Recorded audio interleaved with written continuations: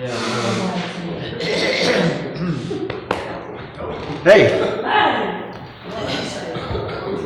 Good to be back home in Indiana. Yes, back home again in Indiana or Ohio. That's what I'm saying. Welcome to First Universalist of New Madison. It's almost starting to feel like fall. The leaves are turning really beautiful out there. Yeah. And it's getting cool weather, but it's supposed to be in the 70s, so don't pretend to deny global warming. The first week in November, it's going to be in the 70s. Do we have any announcements? No real announcement. This probably goes under joys and concerns, but thank you for the heat. It's Yes. great. First time we've turned the heat on. Jazz comes in early. Yay! We need to tell him when we turn the heat on, we tell him. He's so cold. I don't care, No. because I like it cold. The only thing, if the heat wasn't on when I get here at 9 or 9:15, I would turn it on, but it would, by the time we leave at 11, it would be warm. So it wouldn't be warm at 10, but We have heat today. That's the important thing. it would be start, yes. So that's a good start. Oh, yes. Yeah, time change next week. Okay, time change next Saturday night, so church will be a different time. Actually, it'll be the same time, but it'll be different in your biological clock. Sun will be different. Yeah, the sun will be different. That's true. Because I forgot to do that again, is put a blanket up. So hopefully we won't need that. Anything else? We're glad you're back. Yes, they were back last week, but you weren't. I was. We're glad you're back. We're glad you're Yes, back. we're glad everybody's We're glad back. to all be back. Nice to have the pews filled up. Yes. And I'm speaking next week. All right, elections coming up, and so we're going to talk about election, something connected to the election, fear, and what fear has to do with the election. So I have a quote for you. This is by Thomas Jefferson. So remember who said this, Thomas Jefferson. "I tremble for my country when I reflect that God is just and that his justice cannot sleep forever."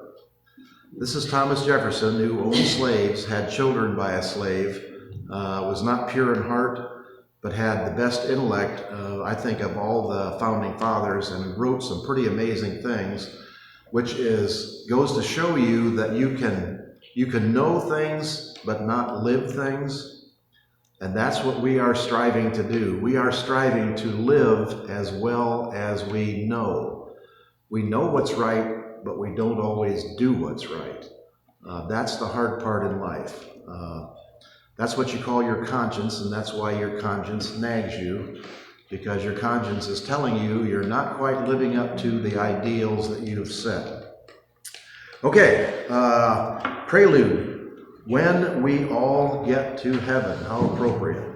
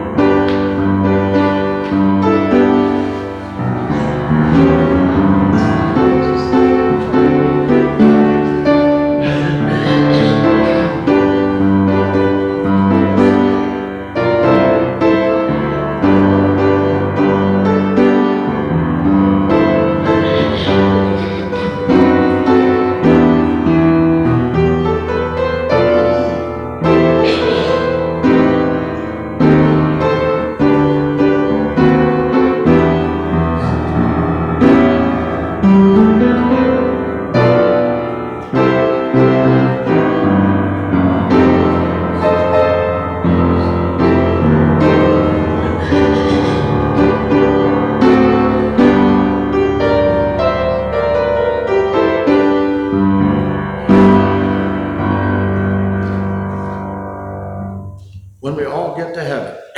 All right, our chalice lighting. Every endeavor begins with a first step. This is a responsive reading. I think Mike handed out the program or the bulletin. So if you want to responsively read, let's do that. Every endeavor begins with a first step and encounters darkness and difficulty along the way. We know the darkness of ignorance, of fear, of tyranny.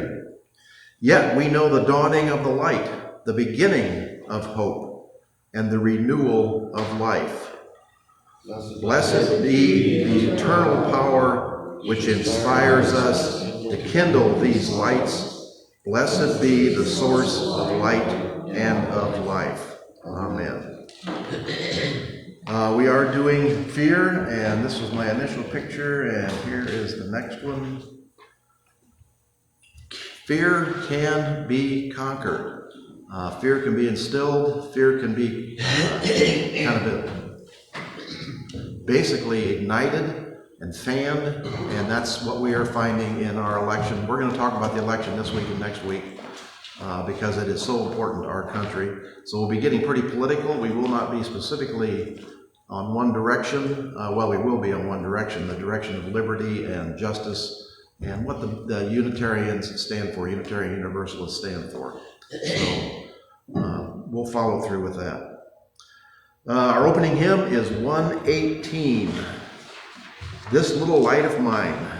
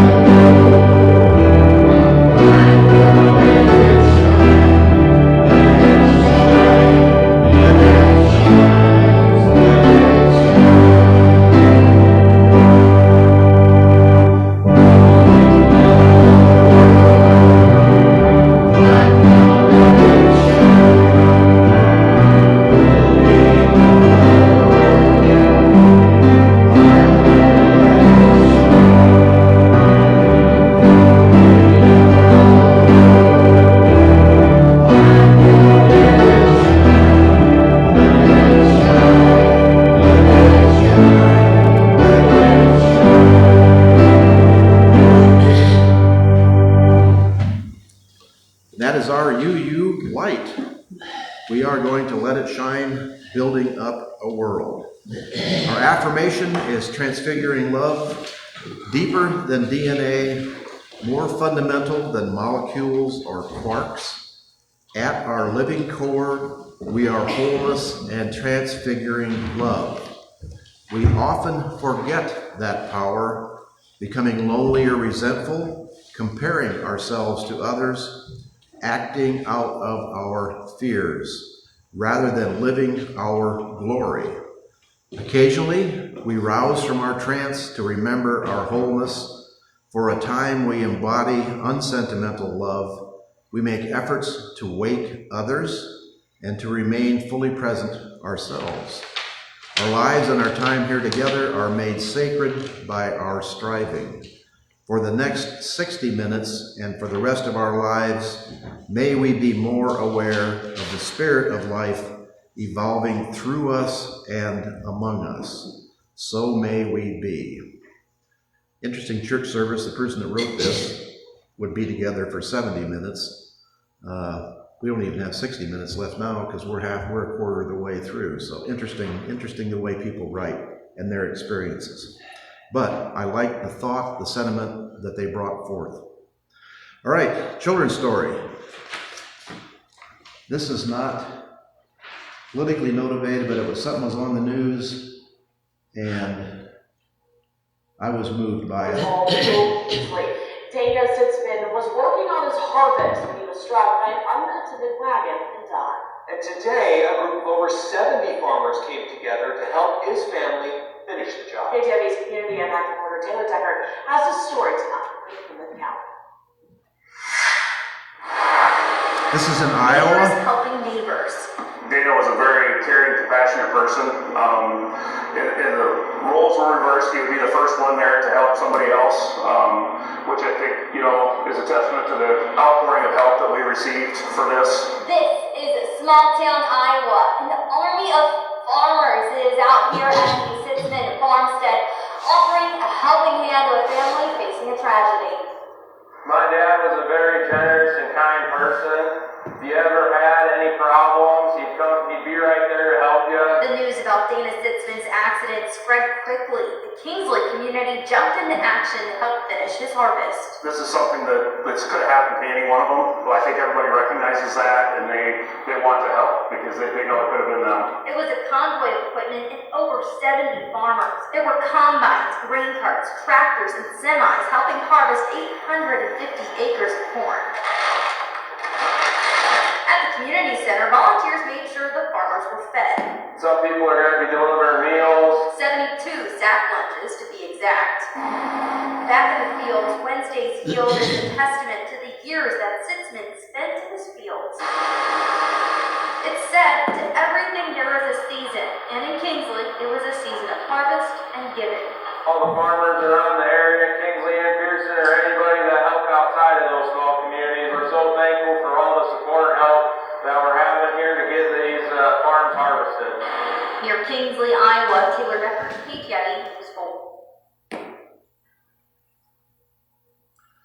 Remember last week I talked to you about the Church of the Brethren, about the peace churches, the churches that believe in community, and I told you that most of these churches originated with farming, when the farmers had 60 or 70 or 80 or 100 acres, and farmers stuck together. They were a community, and they believed in the honesty, the sharing, the helping of each other. That is a sensation, that is a feeling we are trying to continue. We are trying to uplift and spread in our little Unitarian Universalist community. The reason I brought this and the reason I thought it was important, farmers will do that for themselves, but note, they were harvesting 850 acres of corn. You saw those combines with 12-row heads. Nobody uses gravity wagons anymore. Even around here, you'll hardly see a gravity wagon. What they use is semis. And semis litter the highway. They're all over the place. But thousands of bushels of corn are harvested, and the equipment they use around here in Darke County is the same. You'll see 12-row or 16-row heads. They won't hardly fit down the highway. Even with the heads off, with dual wheels on a combine, it's wider than the road. And that's how the grain thing is processed. If you go to Richmond down 121 on the right-hand side, just past Rappidsville, you'll see 3 giant grain bins. That is Hill and Dale Farms. I did a little research on Hill and Dale Farms. They're basically based in Pennsylvania.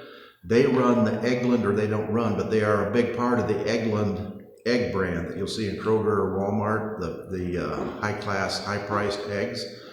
They have more than 20 million chickens. 20 million chickens. They are building this new feed processing plant on 121, which I live about a mile down the road past there. Somewhat worrisome for us because each one of those grain bins holds 80,000 bushels. One semi-truck holds 1,000 bushels. So that's 80 trucks to fill each one. That's 240 trucks to fill it. And that's not counting grinding the feed and then sending 240 trucks out again. So 121, a narrow county or state highway, and we live right on a curve where everybody uses their Jake brakes. So we may be moving in 3 or 4 years. We may be looking for somewhere else to live. Because if you drive by my house, you can't see it because I've planted trees and shrubs and everything else to try and absorb the noise, but there's no way that we're going to absorb the noise from 240 semi-trucks. Well, maybe 120, because maybe half of them will come from the northern part of the county and only half will come from the southern part.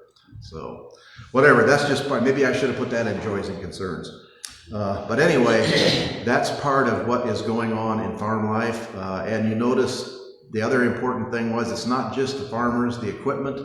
The community also prepared lunches for all these people. It's the entire community is involved, not just the work that's being done, but the people who support the work that's being done. And you notice what the gentleman said who was speaking there. One of the reasons they do it is because they know it could be any one of them. This guy had a farm accident and was killed, but any one of these farmers know the same thing could happen to them. That is why we have a community. We help others because we want to know, we want to have the security that we can be helped if that time arises for us. And if you come to church here or you watch us and support us, that help is assured. Okay, let's see. Our sermon is, joys and concerns first. Yes, joys and concerns. Do we have any from out there? Well, Okay. joy is fall color. It's finally emerged very gradually this year, but it's there. Oranges and yellows and browns and really a beautiful fall. Really beautiful this year. On a personal note, we have a family farm that we still own, my sister and I, a small one, and there was a woods at the back of the property, which is about 10 acres the woods is, and you can see it from the road. But one of the highlights each year of my late mother is to call each of her children and tell them they must come by to look at the fall color. So I did that this week and it really brought back some great memories. So I just wanted to share that. It is spectacular.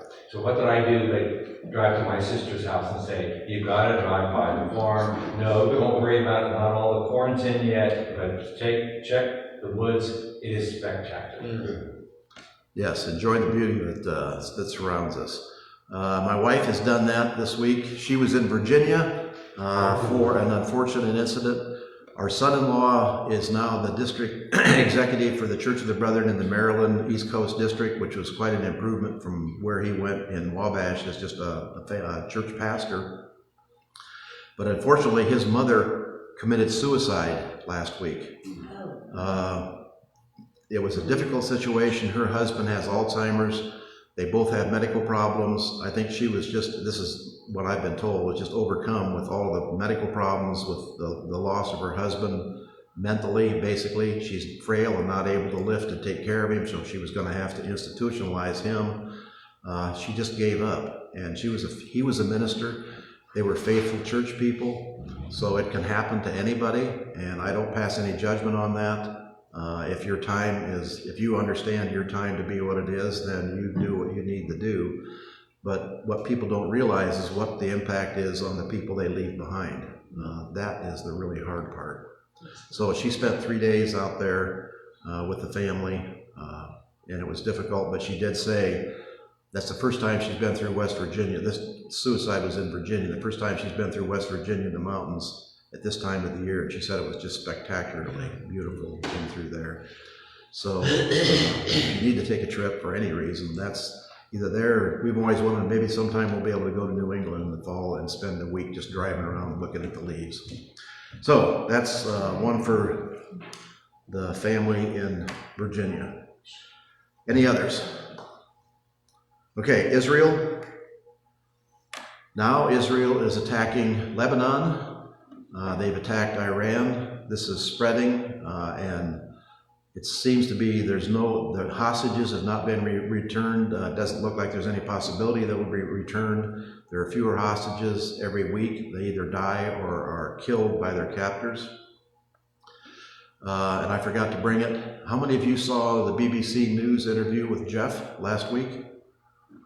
Jeff was interviewed by BBC News because he was a prior ambassador to Lebanon. I filmed part of it, but I was trying to show it to Roberta and I couldn't find it, but I'll find it and I'll at least get the picture up and I'll show you next week Jeff on TV being interviewed. It was pretty impressive, but you all know Jeff, he's pretty impressive even as he stands in the pews here. But he did a good job.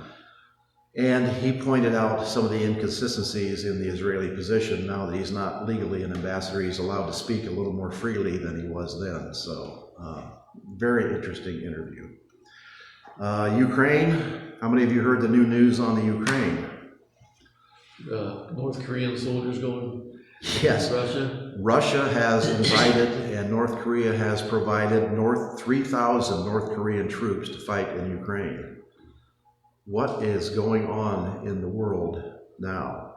And that applies to our politics. Let me say, and I'm going to light a candle for Elon Musk, who it turns out has been in frequent and steady communication with Putin, Vladimir Putin, the premier of Russia, as has, we found out, ex-President Trump has had more than 7 conversations with Putin since he's been out of office, which he denies, but he denies lots of things that we have on film. You might have seen the presentation by 70 members of the administration that worked for Trump during his first 4 years. Have all said he's unfit to take office again. General Miley, some very high-ranking people who was his assistant, have also said he's unfit. The candle I'm lighting is for the 50% of the population of the United States, which is still supporting this person to be the leader of our country in spite of everything that has been listed, and I may end up listing it sometime, maybe next week. The litany of problems and consequences is just, it's unending and unimaginable that this could be a presentation that people would stand behind.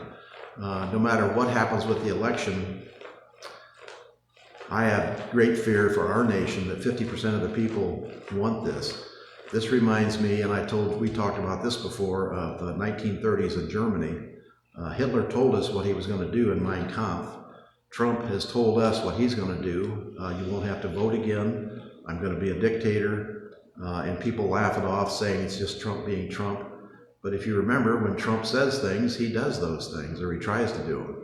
The reason he didn't do them the first 4 years because all these 70 people in the administration prevented him from doing it. They either out-talked him or slow-walked it through or got it tied up in the bureaucracy.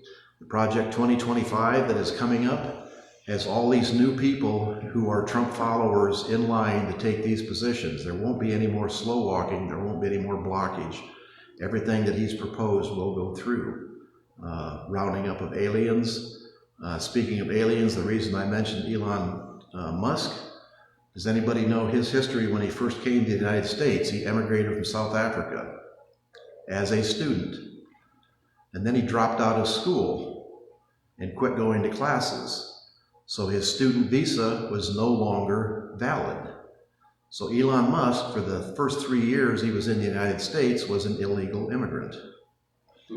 It's funny how people can accuse other people of things, and hypocrisy seems to have no grip. They seem to not understand what hypocrisy means, or they don't care what hypocrisy means. They are more than willing to condemn other people. He is spending $1 million every week to buy votes in Pennsylvania, giving somebody in Pennsylvania who signs this petition $1 million. I've heard that sometimes that $1 million doesn't go through, so I'm not sure what's going on with that, but the publicity is what counts. So we'll go through all that as we go along too. All right, actually what we're talking about is fear, false evidence appearing real. The oldest and strongest emotion of mankind is fear, and the oldest and strongest kind of fear is fear of the unknown. That's by H.P. Lovecraft. For many of us, our history of fear has been something to be enjoyed. Fear is what happens when you go to the horror show at Halloween. Halloween is becoming just amazing now. It used to be the inflatable figures were pretty realistic, but now there's like 10-foot or 11-foot skeletons that move and talk. And they cost $200 and $300, and people are spending that kind of money and setting it outside, which is pretty incredible. It's just amazing the fun that we get out of fear at Halloween, but it is a fear that we understand and a fear that we are not really afraid of. But there is real fear. There's a phobia fear. That's a fear of things that sometimes is unreal, unreasonable, or illogical, but a fear nonetheless. How many of you saw the image of Spirit Airlines on the news last week? There was a rat on the Spirit Airlines plane crawling along the upper thing where the lights are, and I should have brought a picture of it. You can see the rat through where the light over your translucent light over your seat. You can see the rat walking across there. You can see his four legs, kind of a shadow of his body and his tail, up and down through the plane for the entire flight. For people with a phobia or a fear of rats, just talk about snakes on a plane, which is a pretend movie. This was a real experience. So fear is a real thing for some people. What was the destination of the rat? What was his destination? Where was he traveling? We're not sure, and that's, of course, Spirit Airlines. I mean, what are you going to say? And I'm sure that plane was gone through with a fine-tooth comb afterwards. But it's just one of those things that is not, well, I guess the thing to worry about is if you chew through some of the electronic cables, you could be in serious trouble. But it's still just the idea of a rat crawling around in your plane is something that people make fun of New York City for the New York City rat, the pizza rat that picks up pizza on the stair steps of the subway and drags it under. But there is a real fear that's called a tribal fear or a primal fear. That is something that goes back to the history of mankind from the very beginning of mankind.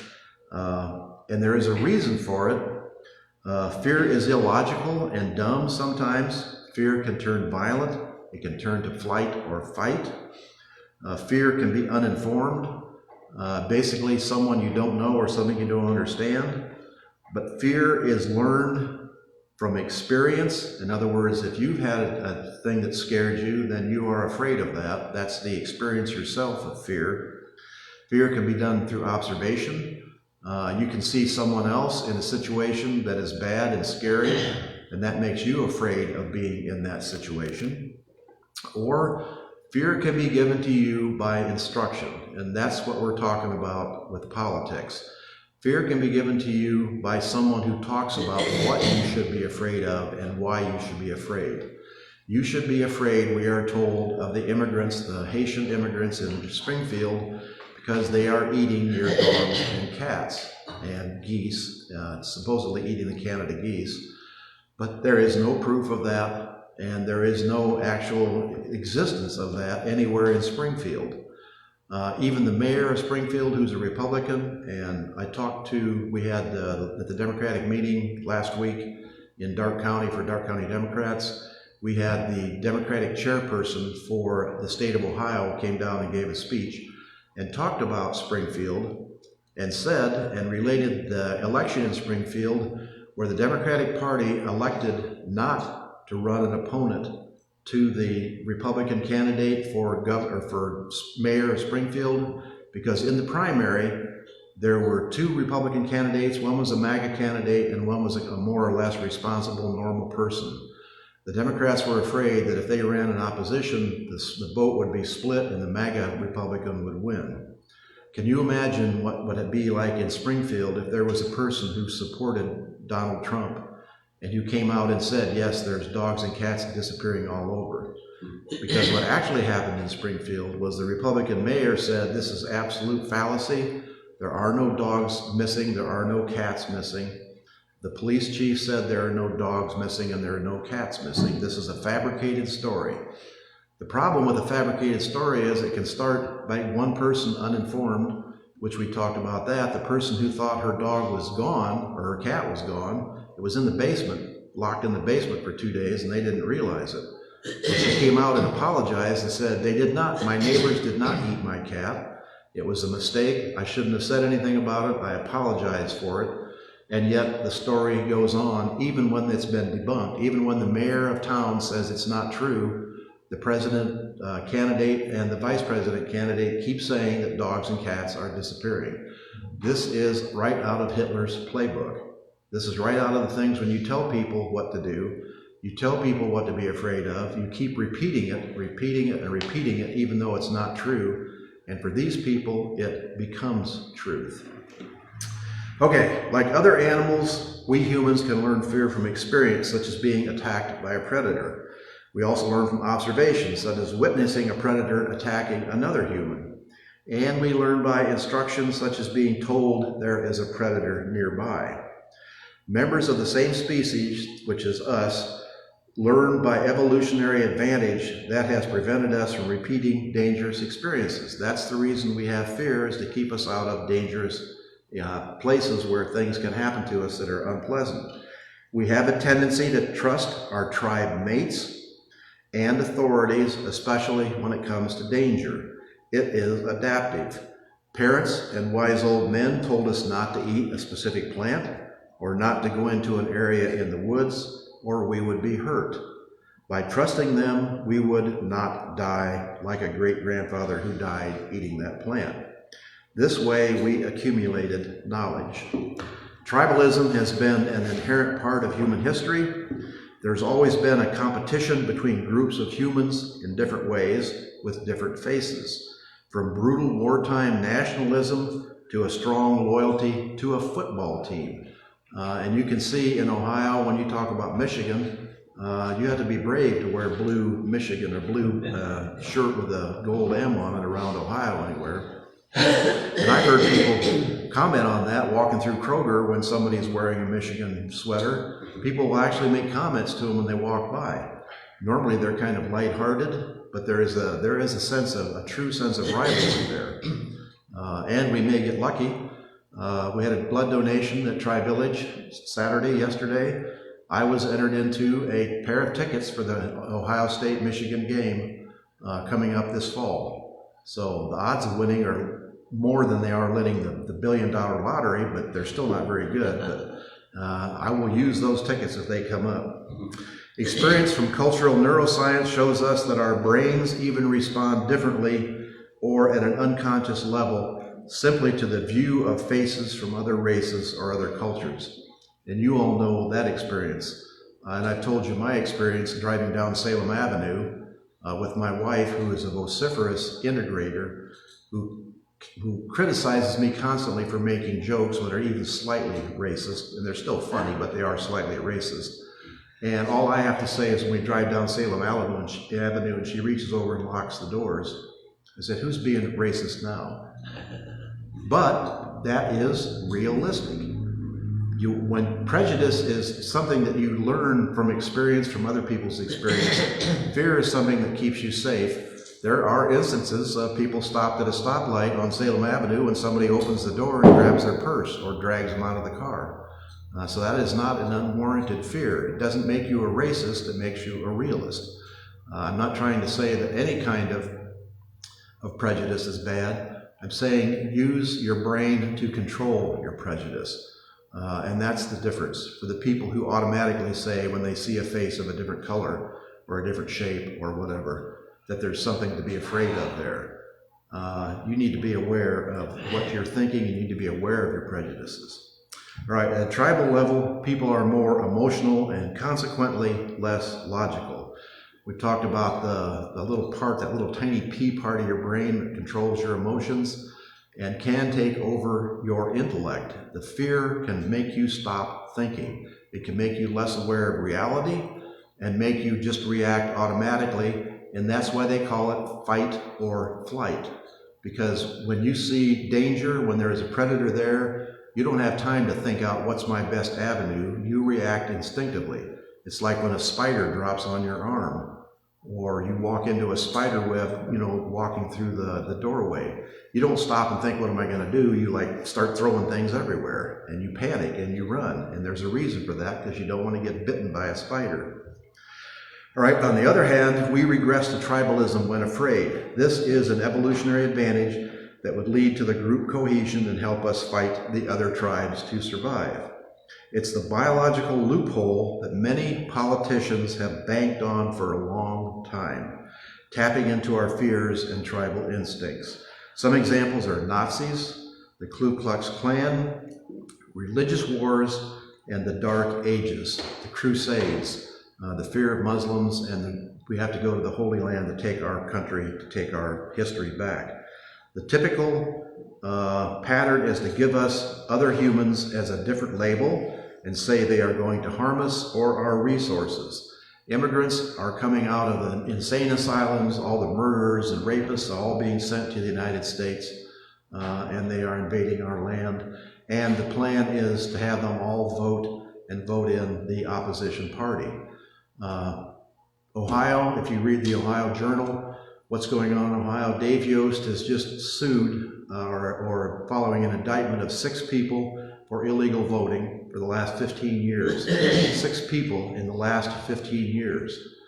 Sadly, and unfortunately for Dave, one of those persons was dead when they said that they tried to vote. So they obviously did not try to vote. And why is he indicting a dead person for illegal voting? That is the lengths people will go to inspire fear. They have said illegals are voting all over the country, but nobody can find any proof of illegals voting. It's just something they keep saying over and over again. Why? They're trying to scare people into thinking illegals are voting. They're packing the polls. They're going to be poll watchers and poll observers, checking people's IDs. They put in photo IDs, so it's hard for people to vote. And there is no proof that anybody is voting illegally. You hear the same things on TV ads, that illegals are collecting Social Security payments. We are giving them money. You cannot collect a Social Security payment without a valid Social Security number. Many of the illegals who actually run Cooper Farms, who do the landscaping in Greenville, who are here illegally, have a fake Social Security number because the company pays into their share to Social Security. So to be a pretend legal, you have to have a number, but it's a fake number. It's not a number that when they put it in and say, I want my money back, they're not there, they're not legal, they're not going to get their money back. They are actually helping support the rest of us. They're actually helping support the people on Medicare and Medicaid because they are contributing part of their wages to the Social Security system with never a hope of getting it out. Now they do collect some welfare because if they get hurt and go to the hospital takes care of them, and if they don't have money, they still get the care at the hospital. But that's like saying that you don't want to have any illegal immigrants. Oh, a fear? A wasp. A wasp? Oh, a fear of wasps. Yes, well, there we go. And that's a legitimate fear. Get slaughtered. Yes. Perfect example. They collect that when the babies cross the border. You remember when the Republicans were saying we're not sending any more baby formula to the border because we need it for us? There were no babies starving to death in America, but there will be babies starving to death on the border if you don't send formula and the mother doesn't have any breast milk. And this is the length to which they will go. They will actually kill people. And I'm sure they didn't say, I want to kill that baby, but that's the result if you don't feed them. But they don't think that part through. So it can be any real or imaginary difference. Liberals, conservative, Middle Easterners, white men, the right, the left, Muslims, Jews, Christians, Sikhs, the list goes on and on. It prevents stereotypes. These stereotypes prevent communication. I remember an example of Sikhs who have the turban, people thought they were Arabs, so they were attacking Sikhs. Sikhs are not, they're not Arabs, they're from India. It's another religion. The reason they wear the turban is because of their religion. But they are plumped into that because somebody thought a turban meant you were an Arab, and they were attacking Arabs. The politics of fear. When ideologies manage to get a hold of our fear circuitry, we often regress to illogical, tribal, and aggressive human animals, becoming weapons ourselves, weapons that politicians use for their own agenda. And if you can remember your history of the Nazis, the Dark Ages, war propaganda, race riots, we've talked about some of those in Omaha, Nebraska. There was a race riot that killed, I think it was like 200 or 300 people. The entire black section of town was eliminated, burned down to the ground, and then the history of it was eliminated. In the book, the history books, no, there was no mention of it until just recently. They're trying to resurrect it. The graves the people that were killed were buried in hidden graves or unmarked graves. It was a blot, a stain that was just erased, but it happened. The white people in the town became angry and jealous. This was considered a black, it was like Harlem in New York. There were doctors, lawyers, prominent businesses. A large section of the town was just eliminated. And that happens over and over again. People, if you bury the history of it now, the new conservative thing is they don't want to have anything about racism taught in Florida. The textbooks, those things have been eliminated. You're not allowed to talk about racism. You're not allowed to talk about the history of the way the indigenous tribes were treated in Florida. When they were shipped by the Trail of Tears, the number of Indians that died on that, they're not allowed to talk about that in their textbooks. That just seems unbelievable.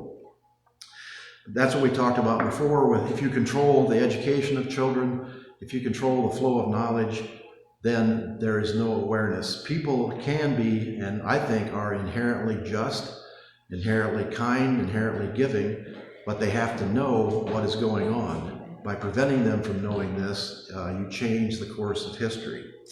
Very often, patients with phobias start with, I know it's stupid, but I am afraid of spiders. Or it may be dogs or cats or something else. And the reply is, it is not stupid, it is illogical. It's not stupid to be afraid of something, it's illogical. We humans have different functions in the brain, and fear bypasses many of the functions of logic and thinking. And there are several reasons. One is, logic is slow. If you want to stop and think through something, it takes a while to do that. Fear is fast. Remember when they said, I think it was Mark Twain that said, before truth can put its socks on, a lie has been around the world 3 times, because something that's untrue and related to fear goes with blazing speed as a part of our self-protective activity, whereas thinking it through and understanding it takes time. In situations of danger, we have to be fast. First run or kill, then think. When one person kills another in a city of millions, which is a tragedy, the major network's coverage could lead one to perceive the whole city as under siege and unsafe. We hear this over and over again. When one illegal person kills somebody in San Francisco or Florida, then all of a sudden millions of illegals are dangerous and should be thrown out of the country. If one undocumented illegal murders a U.S. citizen, politicians will use fear with the hope that the few will ask, this is terrible, but how many people were murdered in this country by U.S. citizens just today? Or, I know several murders happen every week in this town, but why am I so scared now that this one is being showcased?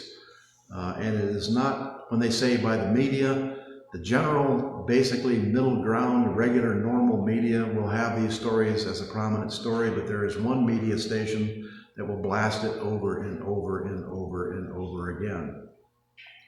That is what they call siloing, when people's information only comes from one source instead of considering many sources and using your brain and using your logic to understand what is going on. You only listen to one person telling you what's going on.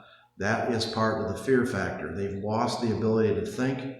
They've lost the desire to think. They are afraid and they want to feel safe. What is our candidate for president telling us and telling women? That if you elect me, I will protect you, I will make you safe, everything will be fine. This is the guy who grabs pussy. This is the guy who shadows beauty pageants, goes back into the dressing rooms where all the girls are dressing and, watches the girls get dressed and undressed. This is the guy who's been married multiple times, had an affair with somebody else while he was married, even while his wife was giving birth, he was having an affair, but denies all of it. This is my question. How do these people who want a moral, religious, formal upbringing, how do they support? That's my question. Why would they support this? And the only answer I'm coming up with again and again and again is fear. He instills fear of other people and says, I will take care of you. All right. We do not ask these questions because fear bypasses logic.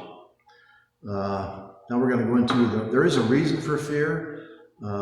Gas prices were rising, now they're coming down, but they won't admit that. They'll still say they're rising. Inflation was high, there was a problem with inflation. Inflation is also coming down. They won't admit that. They're still saying there's economic problems. There is change that is happening, and we need to be aware of that. Bankruptcies are going, the whole position, and you all know that. Can you go to Penny's anymore? Can you go to Sears anymore?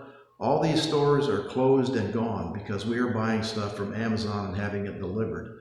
But those people lost their jobs, and now you can't go look at an article that you want to buy and touch it and feel it and see what it looks like and smells like. You have to order it online and then send it back if you don't want it. That still is simpler than having to go to the store. Elder Bierman is gone. I mean, just think of the things in the last 10 years that have changed in our lives. Food is changing. Red Lobster's declaring bankruptcy. Our TGI Fridays is declaring bankruptcy. CVS, Walgreens, the dollar stores, Best Buys, they're closing stores right and left because people are buying stuff online. Things are in a big change. What are people afraid of? The unknown. Where are we going to eat? Where are we going to buy stuff? What are we going to do for a car? Are we going to have electric cars? Are we going to have gas cars? People keep pushing to be afraid of change, and that is the difference. One party says we want to go back to the way things used to be, which is not logical. You can never go back. We're not going back to penny stores and Sears stores. We're not going back to having Elder Bierman's there with a big Christmas display. We have to go forward whether we want to or not. Better to go forward and think about it and choose the way we want to go forward than to go backwards. The other party says we want to go forwards, we want to think about it, we want to do it in the right way. That's pretty much what I've run through. Any questions or comments? We're going to talk about this again next week because the election's coming up. I'm working as a poll worker in New Paris. The last time I got COVID, this time I'm wearing my mask and disinfecting my hands because I touched every stupid driver's license that came in. I had to run it through the scanner, and I must have touched my nose or wiped my eye or something during that whole episode. But that is we talked about that before. There are people who don't have a driver's license who can't get to the DMV to get a free photo ID, people in nursing homes. Now they've passed a thing that the Republican legislature, and I don't know what their deal is about not wanting people to vote, because a lot of old people vote conservative anyway. But you can't go and collect all your neighbors' absentee ballots and bring them in. You can only bring one at a time, but it has to be a family member. But what if you're in a nursing home and you have no family member? How are you going to vote? It's sad. It truly is sad. Okay, where are we here?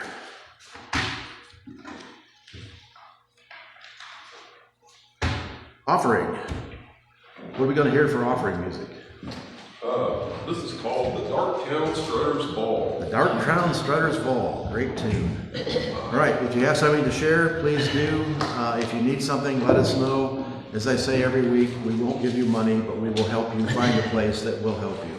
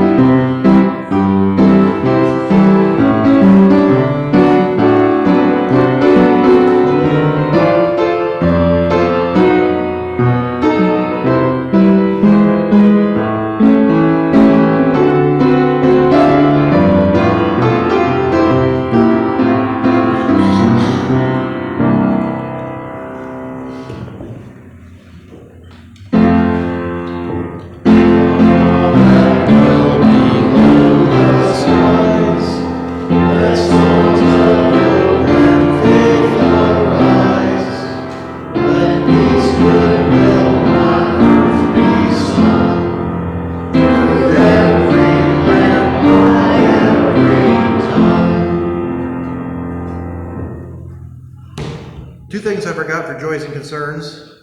Number one, the Los Angeles Times and the Washington Post have both declined to endorse a candidate for president. That breaks 36 or 40 years of tradition. They've always endorsed a candidate, the candidate the editorial board thought was right. There was no question the editorial board is revolted, the staff is revolted. We all know who the paper wants to endorse. Why are they not endorsing these people? Because both of these papers are owned by billionaires. One of them is Bezos on the Washington Post, and the other is a Asian name whose name I don't know and don't recognize the person, but made his money with inventing some kind of medical device or medical chemical. These people are supporting Trump, or if they're not supporting Trump, they are afraid of what Trump will do to their business if he's elected. So they are afraid to have any visible opposition to him. That is the same thing as what happened in Germany in the 30s. All the industrial people knew that if Hitler took power, he would control industry, he would send money and business to his friends. They were all the military-industrial complex. Thyssen, all these people made money building tanks, building guns, building ammunition, building war supplies, even making uniforms for millions and millions of troops. So they stood in favor of the dictator because they were on the dictator's side. You'll see the same thing in Russia. The oligarchs who support Putin because they are getting rich by being Putin's friend. The other one is two of the guys who I'm helping, they have drug problems, they've been in jail, they don't have a driver's license, been suspended. They work for me, and the money I've loaned them for apartments or for buying a car or whatever, they pay me back by I take money out of their wages. One of them hurt his back like 10 years ago, and in his last jail, he spends weekends in jails because he was caught driving on a suspended sentence. When he got up off the pallet in jail, he twisted his back. His back injury went bad. He had to have surgery at Miami Valley for his back, so he's not going to be working for 4 or 5 weeks. So he's in a place and not paying any rent and not paying me back. The other one, I just bought him a car and gave him a place to live. He walked out the first day we had frost, slipped on the steps and broke his leg. He was like 28 years old and broke his dang leg. So now I got 2 roofs halfway done and nobody to go on. I have a couple of people left who aren't bright enough to put a roof on. So a candle for their rapid healing and a candle for my misery for being stuck in this situation. Okay, closing hymn, 108.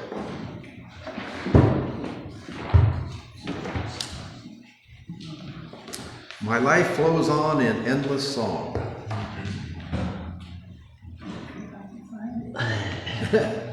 It's in the hymnal. It's right after 107 and right before 109. I got it.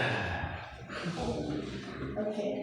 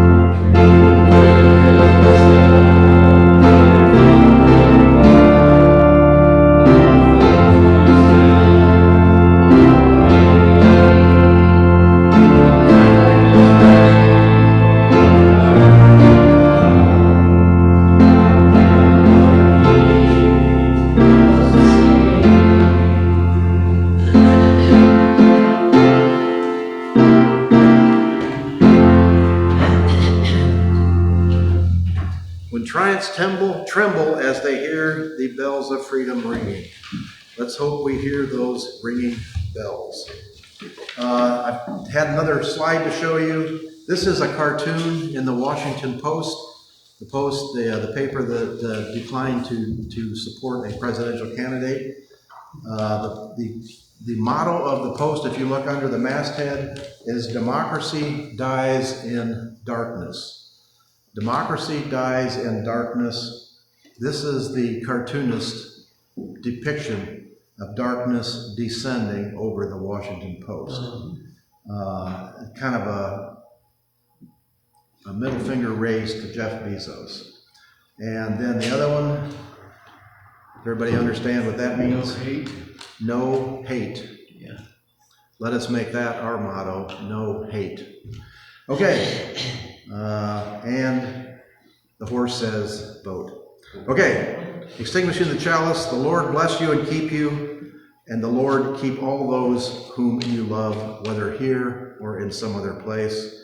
May God be your companion and you be God's friend as you walk together through all the days of your life. And at the journey's end, may you find the welcome of God's love. It keeps us all. Amen. Postlude. Well, this is called Together from 1928. Together, 1928.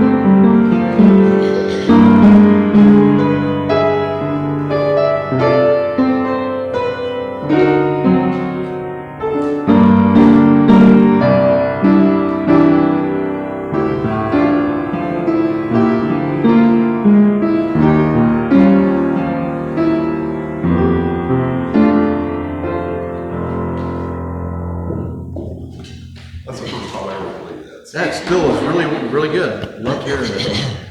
For the first time, it's still pretty incredible, considering those of us who can't even play two notes. Next week, Roberta is going to present the message on Martin Indyk. He was a friend of Jeff's, or Jeff knew him. I don't really have the history on him because I haven't had a chance to look it up yet, but I'll have some pictures and some background. So Roberta will be presenting Martin Indyk, and we'll find out who he is. Kroger still has their $5 donut thing going on, so these are only Friday, they're only one day old. They're Friday's donuts, so enjoy, and I'll go start the coffee. Well, did you bring coffee? We got coffee there, so I don't have to do mine. Good deal. And we still will have, we'll leave one candle lit for all those families suffering trials and tribulations, all those questions that people have, all the things that they need, maybe that they can't voice. Our candle is lit and will remain lit for you. Okay. Thank you. Good job. Yeah. I know I feel more like a teacher than a preacher, but I'm not very good at that. But I'm enjoying this. But I will from now on say you should be the one that tells. I was taking a nap the I'll other take day care of on the that.